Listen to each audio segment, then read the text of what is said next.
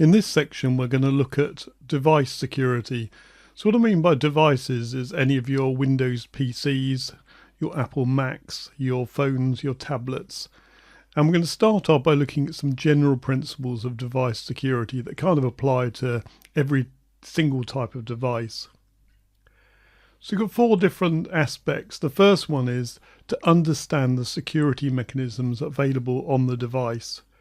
What this involves is doing research, looking up what's available, being inquisitive. And your friend here is obviously Google, where you can look up all the different ways of doing, for instance, switching on the firewall on a Windows PC, or maybe you want to do it on an Apple Mac. How do you encrypt files to ensure that nobody can access it if somebody steals your laptop? Do that research.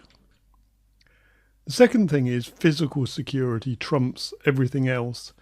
If somebody has physical access to your laptop, they're probably going to be able to break in eventually using a brute force technique. So what should we consider about physical security? Well, the first thing is make it hard for them. Use secure passwords. We will have a whole section on looking at passwords and how to manage them, but it is very important. Also, protect your device. There are some very simple things that you can do to protect your device. For instance, not leaving it unattended at all. For instance, in a coffee shop, forgetting about it, leaving it in a hotel room and so on. So we will look at that in more detail in another lecture of the course. Also consider disk encryption. This is for devices such as laptops. So you can do this both on a MacBook Pro, you can do it on Windows laptops.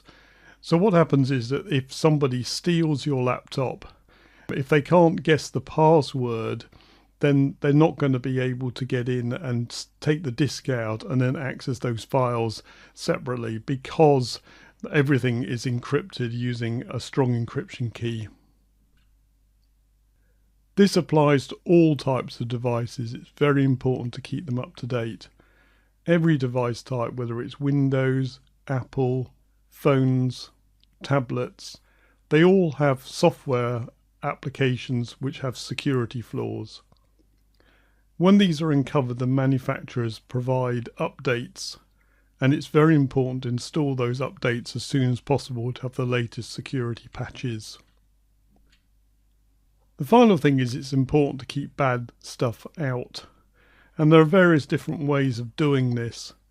So the normal one is using antivirus or anti-malware programs, but other things like browser plugins and awareness. So if you're aware of email scams, you're much less likely to click links in emails or open up attachments that you don't know who they're from.